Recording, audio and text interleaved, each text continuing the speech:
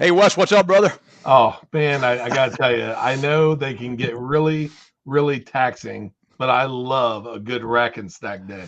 So do I. So do I. And it was funny this morning. I woke up and I was up out the door at 6:30, getting a walk in and eating a little healthy stuff at 6:35. No, about 6:45, 6:50. Had my coffee. Started to look through as I normally do my schedule for the day, which I always do the night before. 'Cause I'm a big believer in today starts yesterday, right? And I go, man, we got rack and stack day today. Yeah, And just three, as always. I need to come up with a really unique word for this that nobody uses, but incredible guests. We've just been blessed.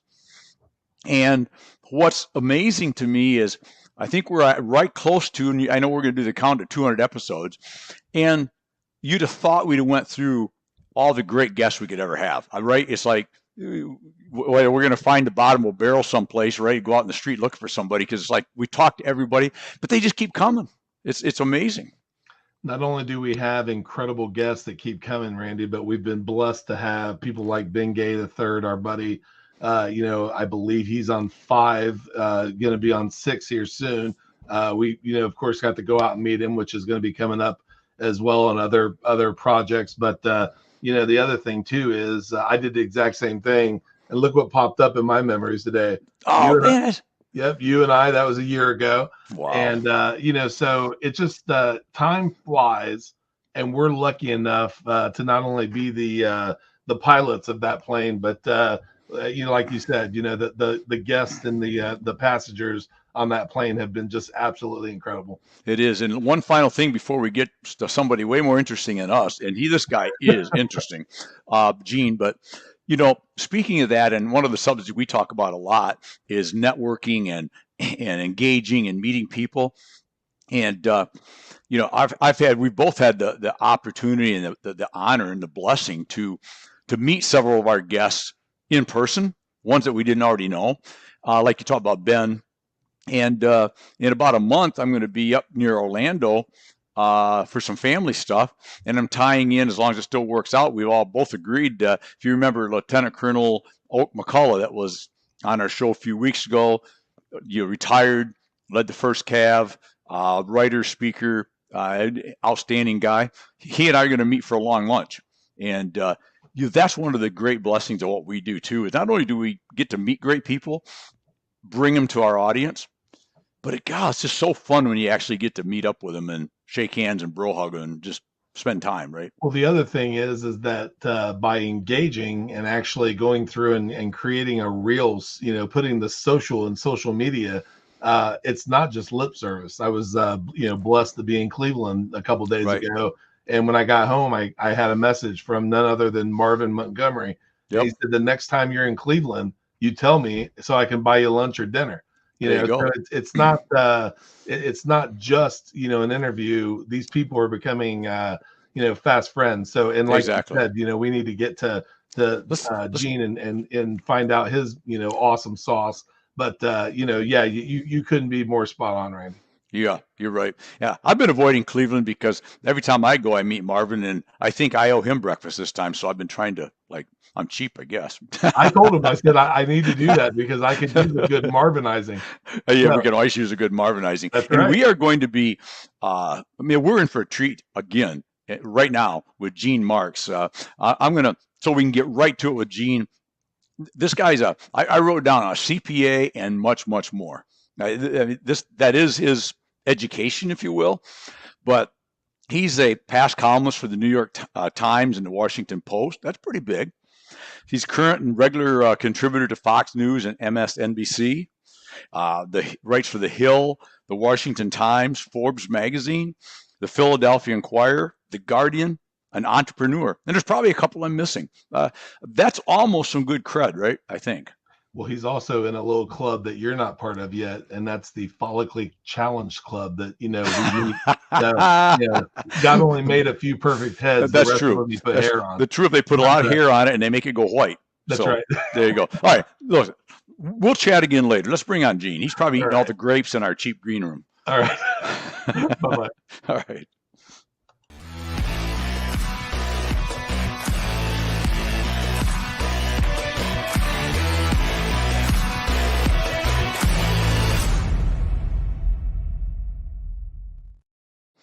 Good afternoon, my friend. How are you, Gene? I'm doing fine. I am convinced, Randy, that you guys are just using this whole show just to get free dinners, from people around the country. Is that okay, so it was a little too obvious, right? Was that a little obvious? Like, I'm going to start a show and then have guests on and then say, I'm going to go out and see them. And then I'm going to go see them. And if they're really nice, they'll buy me dinner instead of the other way around. I like it. That's exactly right. That's exactly right. That's and that good stuff. Follically Challenge comment was actually also really funny. My kids make fun of me all the time that I look like George Costanza. That's not a compliment. And it's a brutal family. And I was going to interview George Costanza. It actually keeps getting postponed. Not Jason. Alexander. Yeah. Exactly. And everybody was freaking out because they wanted to see me like on the same screen, with doppelganger. That's funny. Yeah, it is funny. So that's the plate of the Follically Challenged. That would be. I tell you what, I can't wait till you do that because he is a favorite of mine. I love his. He wrote a new book. I do this podcast every week for Paychecks, and I also do one for the Hartford. And we interview, different entrepreneurs and people impacting small and mid-sized businesses. And he wrote a book with another guy, really about managing personalities, and because he spent his whole life in the theater and dealing with failure and dealing with success and a lot of things that I think business owners can walk away with lessons. And that's why that was the premise of interviewing him. So. Yeah. And just everybody, you say that Jason Alexander, some may know. You say George Costanza. I'm sorry, you must have been living under a rock forever if you don't know that. I know. Right? I know. It's good stuff. It's pretty unbelievable that my I don't know if you have kids or how old they are, but my kids are in their 20s and they all love, their whole generation still loves Seinfeld. I mean, that shows you. I mean, it really tells you something. You can go back and watch a Seinfeld that you might have saw 12 times. Yep. And it's still funny as hell. Every word coming out of any of their mouths, every action they make is just. It is. You know exactly what they're going to say. Yeah, it's one of those go-to shows that you're like, if I just put on an episode, I know it's going to make me laugh. And talk about being a winner and excellence and all that. I mean, it has just maintained its quality throughout its entire run. It's pretty wild. I mean, even the shows in its last season were as good as the first. Exactly. So it's pretty impressive. It is. And that doesn't happen a lot with series. I wear down on series sometimes. I'm not a big TV fan anyway. I'd rather listen to music or listen to podcasts, almost anything other than TV, other than my Michigan football. So there's like 13, 14 games a year if we go all the way to, that I watch. And that's only 14 times a year that just please don't call me or interrupt because, I'm in.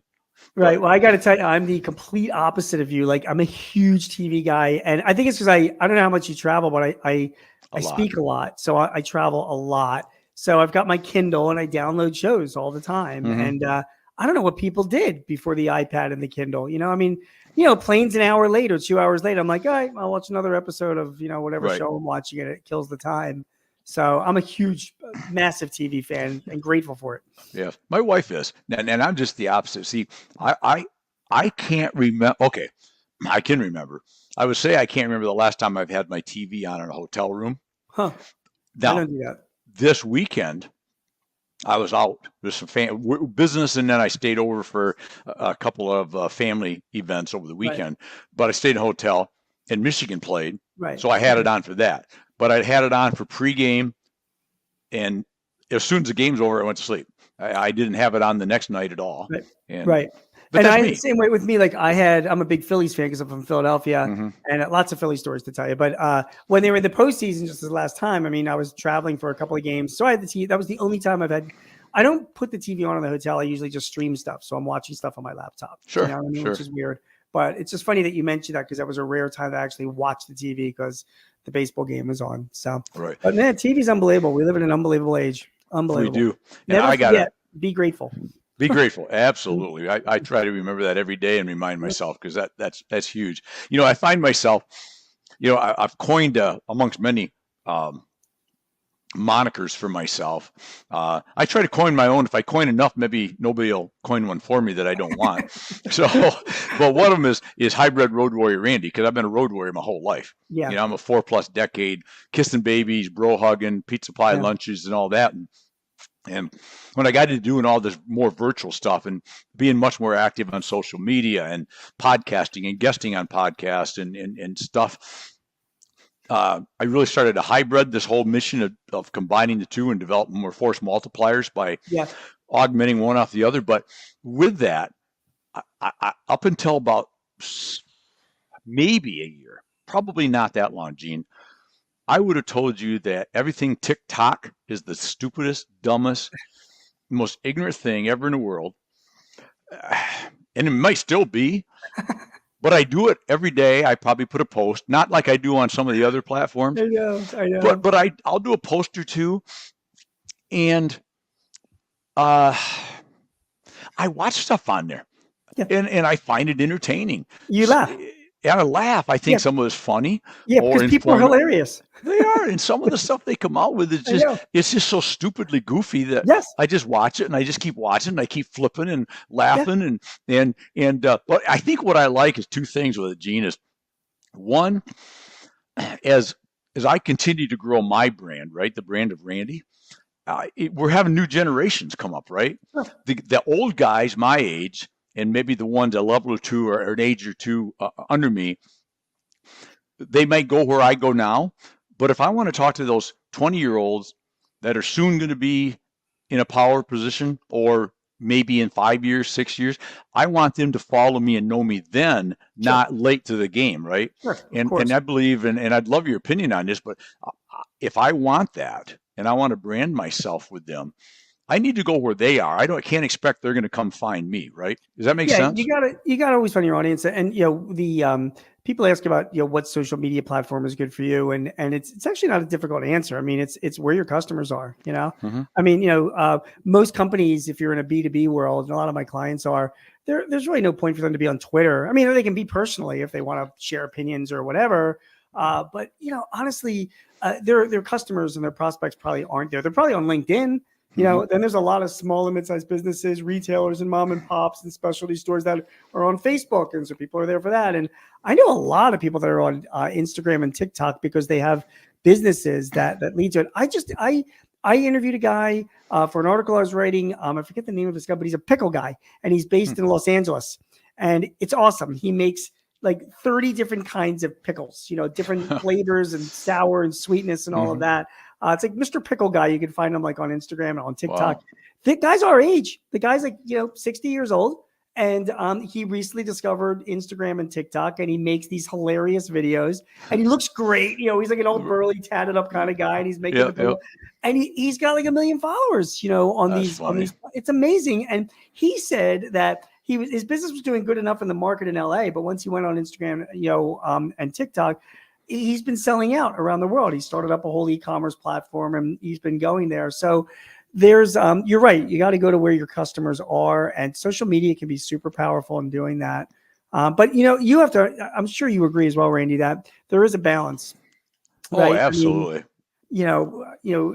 Going on social and being that way, even having meetings like this are great online. But I think younger kids, also smarter ones that I know, they realize that their best relationships come when at least there's some face-to-face interaction. Exactly. Exactly. Well, what I found, Gene, I'd love your take on this too, is when I got back after we couldn't travel during the whole lockdown world for a while. Yeah. Because that's my juice. My juice is being with that customer, bro hugging, shaking hands, breakfast, pizza lunch, going out for a burger and beer, meeting their wife and kids, and going to their church outing on a weekend because they invited me to stay over. That's the way I've built my business, my career. And so when I got away from that, I realized I missed that, but I also realized that I picked up a way to augment in between times. And you may not see me if you're one of my customers, and for a month yet. And we may not talk on the phone if there's nothing particular we need to talk about. But if you follow me, you're getting a dose of Randy, maybe more than you want, like 10, 15, 20 times a day, right? So I think there's some value there. But don't you have to be really cognizant if you're going to, what's the word I want, develop a little more business / persona out Yeah. there, Yeah. you better be careful with the opinions. You better be careful with Yeah. the off-color stuff. Because you got to remember what you may say in the back warehouse with Billy and John and Tommy is funny and good, but George over here, right, might not like that at all, right? So you got to be a little careful of that, don't you? And listen, I can speak on this from experience. I mean, I have tried out over the years in all the writing that I do and the social activity of being opinionated online, being opinionated when I write, going edgy, being political, being non-political, taking positions on different issues. And I got news for you. I go back to what Michael Jordan said when he was blamed for not getting involved in politics back in like the 90s. And he was like, "Hey man, Republicans buy sneakers too," you know, and like. Right. You know, I'm like just a big believer that if you're trying to build up a professional brand, I mean, unless there is some type of issue that is like a life or death thing for you, and I realize that does, that could happen, but for the most part, getting involved in politics and social issues when you're online, and again, you're trying to build a professional brand, you are just going to wind up pissing off half of the people that are out there. That's the way the country is now. And I don't think that's your intention. I don't think you want to do that. I don't think any of us can afford to anger half of our customer base because we believe in abortion or we don't believe in abortion, or we support gay rights or we don't support it. You know what I mean? Right. So the best practice, again, I think for people building a professional brand is just to keep their mouth shut, and if they want to promote their brand or if they have like things that they want to say that's, in context with their brand, that's fine. Right. I have a client, honestly, I have a client in Trenton, New Jersey, and it's a family-owned business. They have about 150 employees, and they're big Catholics and they're big supporters of Donald Trump, and they hang the signs outside their business and they, whatever. And and I know it loses them business or it turns people off, not that they're right or wrong, but it's just, they're going to be that prospective customer that comes and visits and be like, "Oh, I hate Donald Trump. So, I can't do business with a guy." There are people out there like that. You know what I mean? They are. And what do you think, because this is an interesting subject because big corporations are the worst, right? But what causes, using the again, a word that just, I don't like the word, but it is there. It is what it is. This whole woke thing. Yeah. What causes somebody to knowingly, what we just talked about? I know when I do this, I'm going to piss off half my customers at minimum. But I'm going to do it anyway. What drives these people? Well, here's the thing. It's competition and the need to sell. Anheuser-Busch is a perfect example. They had the whole campaign with Dylan Mulvaney, the trans, celebrity, to promote Bud Light, and it blew up, you had Kid Rock, with this AK-47 like blasting Bud Light cans. It, angered. It was, they didn't know their audience. They missed it. And the marketing manager who like launched this campaign was responsible. She got fired. Other executives lost their jobs because of it. It was a disaster. It really was. My opinion, though, I don't blame people because they're trying. I mean, they're trying to reach out to other demographics. They clearly went and they looked, here's our Bud Light customer base. We're trying to expand the customer base. Let's go after the trans community and the people that support the trans community. So let's have a campaign with a trans, celebrity. And, that's what we're trying. We're trying to sell beer. You know what I mean? Right. We're not trying to piss anybody off, and, in marketing, sometimes you swing and you miss, right. and that's the same thing with Disney and all these other companies. They take stands because they're trying to appease themselves to different demographics so that they can sell to those demographics. And they keep missing the point that if you're trying to appease to one demographic, there's going to be another demographic that opposes them. Right. Well, and that brings me, I love the segue into this because, so what they're doing is they're going to try to go get another, pick a number, 20% of the population that are or would support or be supportive of that, and forgetting that you're going to lose 40% of the base you already have. Right. And I think that correlates into, you do a lot with small, medium-sized businesses. And people ask me sometimes when I'm talking sales specifically, it's important to prospect, right? We all understand the massive importance of prospecting to keep the pipeline filled, whatever terminology we want to do. But if you get so involved in only trying to find this semi-elusive at times next new customer, Yep. that you forget to take care of the people that's been with you for 20 years. That's right. You picked up a $100,000 account and lost a $300,000 account that's been with you forever. This new guy, even if it was a trading of dollars, which would be dumb, but even if it was a trading of dollars, this guy's with you now. All you've got is an order or two. You don't have a lifelong customer yet, right? Yep. And so I think it's the same kind of a thing. We've got to find that balance there between being woke and wanting a certain clientele and also prospecting. Just as we talk, it seems like there's a correlation there between. I think there is. It's another client of mine. I was at a meeting a few weeks ago. It was like this offsite meeting that we do quarterly, and they were putting up for 2023 their 10 biggest customers that gained, new customers, and 10 different customers that went down in sales. Mm-hmm. And you're looking at these customers that went down in sales, and we're all looking at each other around the room, and these guys are looking at each other, and they're like, "Well, why did that happen?" We're ignoring these existing customers, And we were, the discussion was like, if our VP of sales did nothing in 2024 but get back on the road and visit each of those 10 customers twice, he can not only replenish those sales but increase sales. I mean, they're right there. They're not, So sometimes a lot of companies they try so hard and focus on that new customer instead of taking, to me, it's the Verizon issue, I've been a Verizon customer for like 1,000 years, I mean, Right. you don't want to see my mobile bill. And every deal that Verizon offers is like, if you sign up with Verizon, become a new Verizon customer and you get free phones and free whatever. Right. I'm like, dude, what about me? Like, I've been like a long customer. Why don't you give me a free phone? Exactly. So being your customer. I just think some of these, the larger corporate brands in particular, kind of miss the boat on that. And a lot of small and mid-sized companies do the same thing.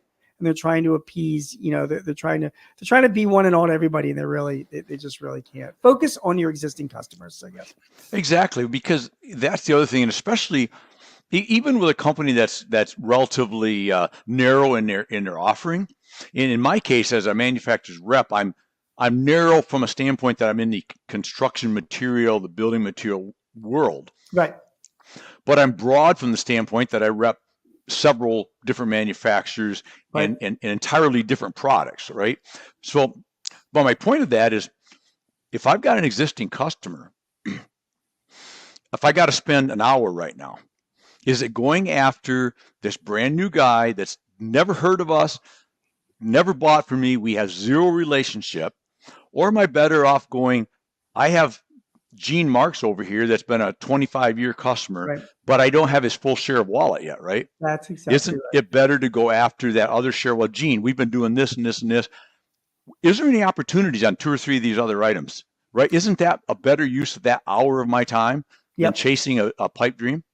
And the other thing that to even add to that, Randy, is that you have been in this business for what, 200 years now? Something like that, right? Well, 199, but next year, dinner on you because it's my 200th anniversary.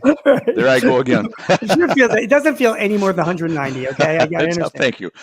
But my point, though, is that you're not a sales guy anymore. You're a consultant.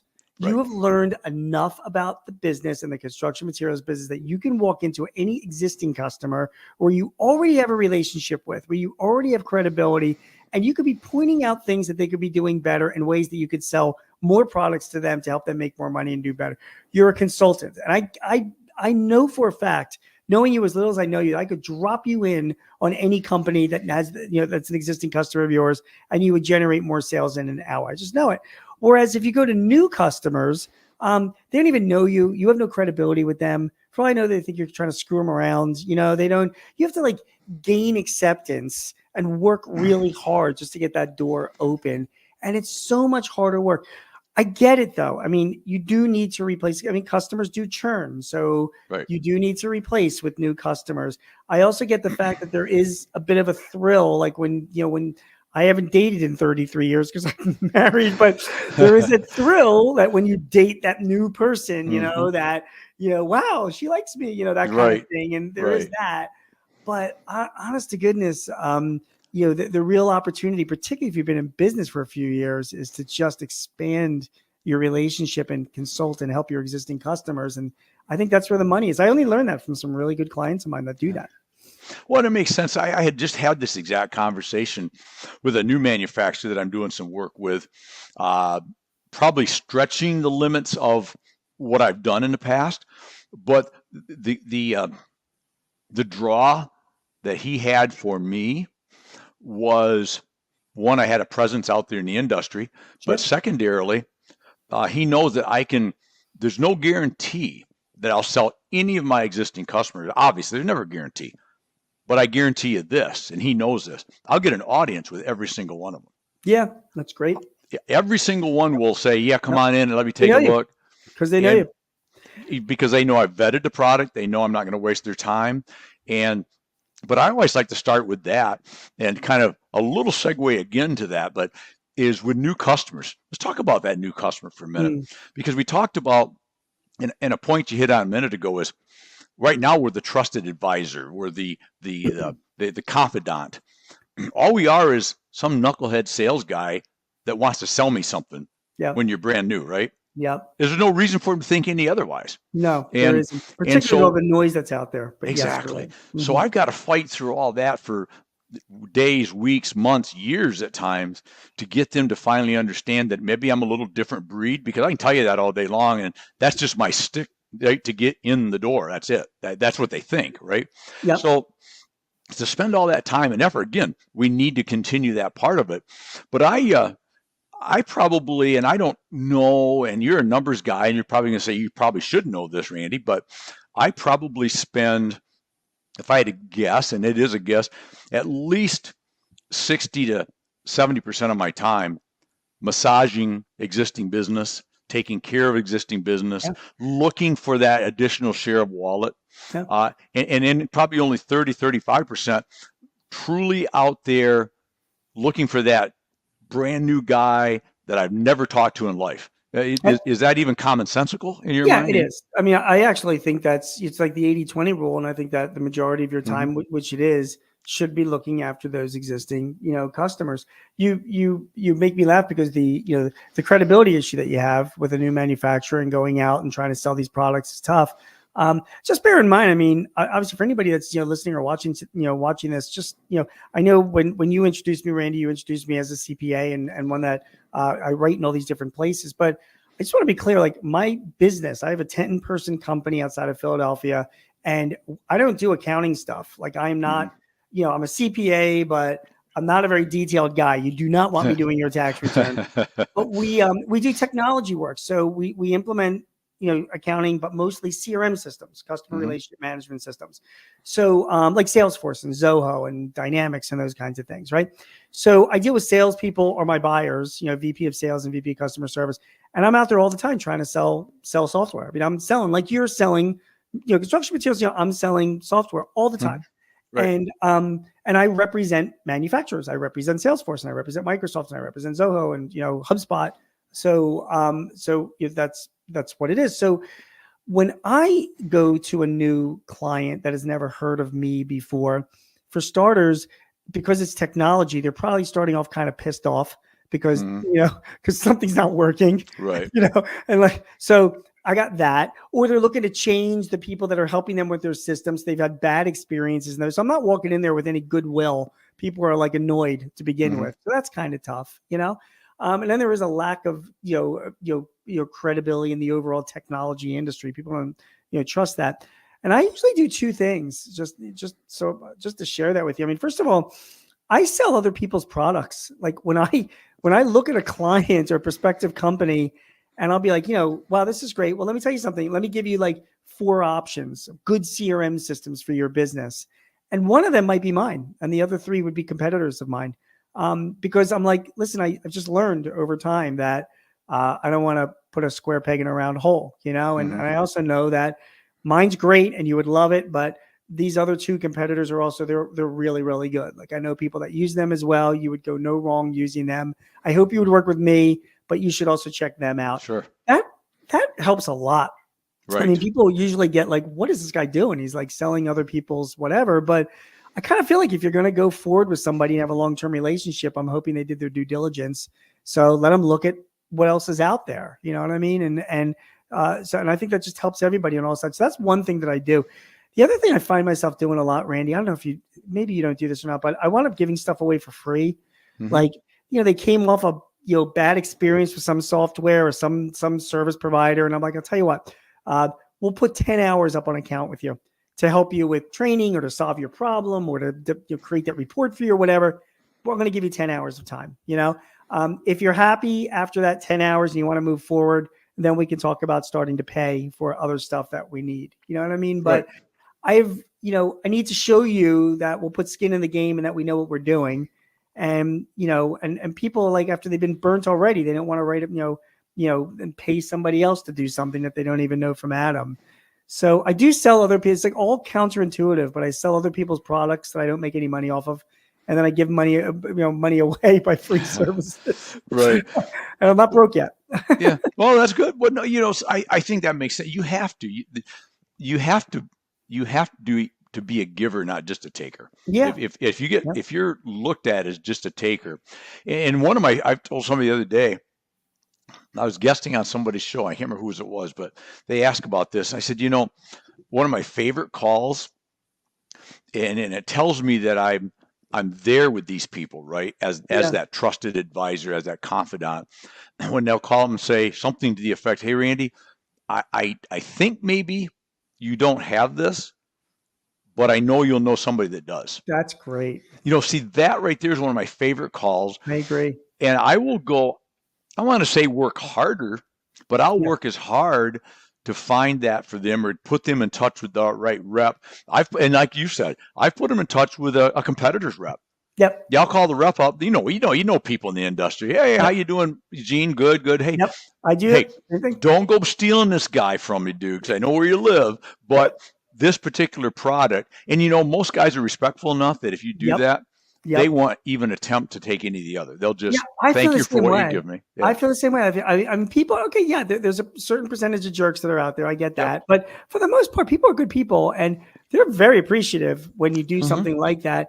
And it pays back. I mean, because 2 years later, you get a call from that guy saying, "Hey, you know what, Randy? I got a customer myself that we can't supply, and can you help with it?" People don't forget that stuff. And you feel good helping out an existing customer, and you feel good because they turn to you because you're a consultant, not a salesperson. Right. They're literally saying, "We need help, and you probably don't sell this, but can you consult with me? Can you give me?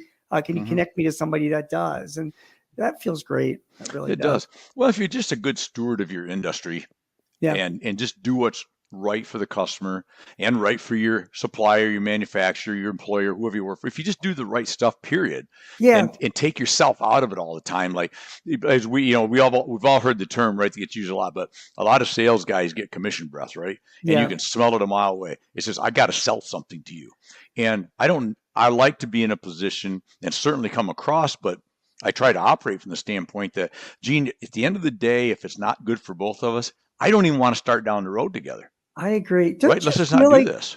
Don't you feel like, Randy, that you've gotten to a certain age and a certain point in your life and a certain level of financial security where you can take a step back and say, "You know what? It's okay if I don't get this deal. I want to just, I want the right thing for this customer." You know what I mean? Or I can walk away from this, or I can recommend somebody else. Like, I don't feel the same level of urgency I did when I was, say, in my 30s, when I was still trying to build up my bank account and pay the mortgage and pay for my kids and my family. Now it's like I can be a little bit more, I don't have to do all the time what's best for me. I can think more about what's best for my customers. And I think just sometimes that just comes with time. Do you know what I mean? It does. It comes with time. It comes with age, experience, and you've learned and you've made that mistake enough times that you finally remembered that, and maybe it's subconscious. You don't even think about that. You remembered it, but there's been too many times where I rushed to get this sale. Yes. And it was not a good sale, right? Yes. And all we did is pissed off that customer to where now he doesn't want to come back to me for anything else. Right. Because he felt I steered him wrong. And I know just the other day I got a new product I'm working with, and he goes, "Well, you know what? I like it. The numbers are good." He said, and I could tell he's about ready to say, "Maybe I'll just go ahead and pull the trigger." I said, "Hold on. If we do this, we're going to do this for a long, long time. Mm, We've done business for a long, long time. mhm. I do not want the order until I send you some samples, Good, and I want you to make sure. good. Because otherwise, if they're good, we're going to do a deal, right? You go, oh, absolutely. If you don't like it, it's not what I told you it was. It just doesn't fit. All that's going to happen is you're mad and upset, Yep. mistrust me, and we still got these 12 pallets of stuff that now I got to do something with because you don't really want them. And I don't think Right. you learn that lesson until you experience it yourself. I mean, I'm Mhm. betting that you can look back over your career and you can name off some of those bad deals or some customers that you sold for whatever Mhm. reason, and you look back saying, I don't know why I did that deal or why so it was not the right thing to do, and you learn. You're like, oh, I'm You just do. not going to do that again. You don't want the one thing that you always have, right, besides or lack of, is you only got so much time. Yep. And Yeah. there's a credibility bank, right? And you want to keep adding to that bank. You don't want to keep withdrawing, right? And every time you withdraw from that credibility bank by looking less than interested in only Gene's best interest as your representative, I've drawn a little bit out that I don't get to put. It's hard to put it back. If I take $1 out, it's going to take thousands of dollars back True.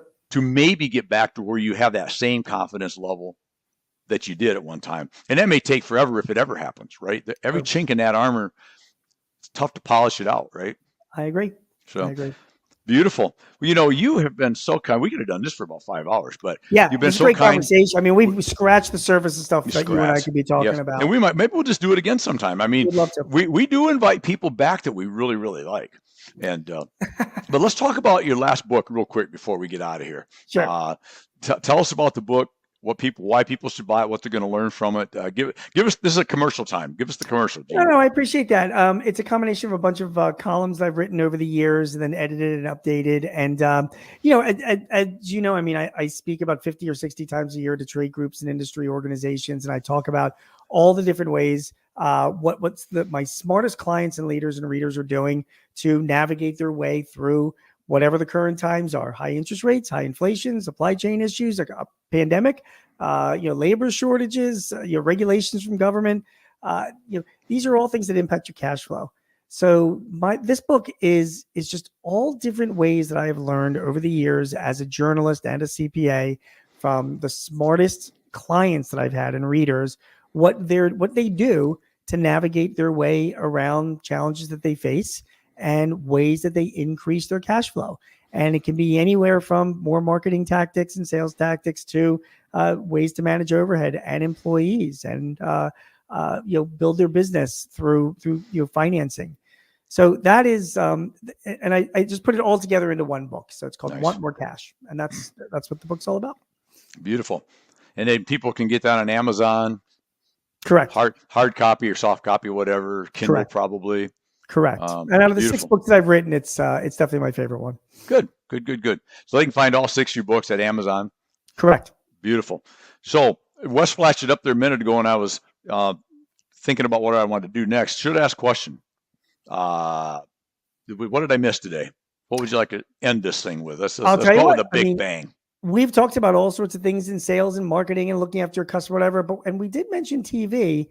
You didn't ask me what my top 3 TV recommendations are this month. There you go. I did not. No. I did not. I set corrected because I'm sitting and I like to be accurate. Gene, let's start over.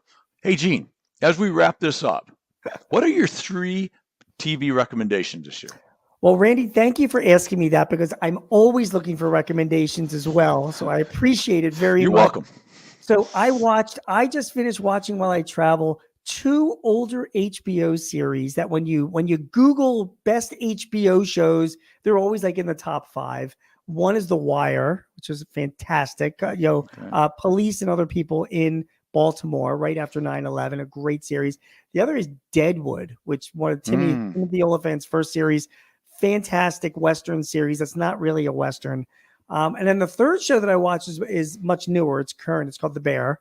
It's on Hulu, and it's all about a guy that takes over a restaurant from his brother who passed away in Chicago and is building up the restaurant. And it is intense and great. So The Wire, Deadwood, and The Bear, 3 recommendations for anybody that cares. There you go. Well, I care because now you're almost might convince me to get back into little TV. Yeah. Because I will tell you the last series that I watched, that I got into with my wife, was Yellowstone. Amazing. Absolutely brilliant show. Beautiful to watch, right? It's just incredible. Yes. And then I got sucked into the other couple of offshoots. What was it? 18, 20? 1923 and and 18 something. whatever Yep, they were. right. And again, this is just my mental capacity to stick to itiveness with some of those sort of things. I loved Yellowstone, but whichever the one that were the Young John or what, but where he was out in Africa, the one where he's in Africa early on in the Yellowstone series. Oh, right. Okay. I started getting lost. Yeah. And TV is one of those things for me. If I got to try too hard, to follow it, my mind just won't work that way. I get bored real fast. It's like I don't even have no idea who that person is. But my wife will go, "Well, that's somebody's uncle's son's cousin's." That's way more than I want to know and try to do. And then I would wander. The Wire is not your show because Okay. it's amazing TV, but it's kind of complicated because there are a lot of characters. But I do got to tell you, especially because you liked Yellowstone, Deadwood takes place in the 1890s. Okay. In a real town. The acting is amazing. The writing is amazing, and the characters in it are based on real life characters.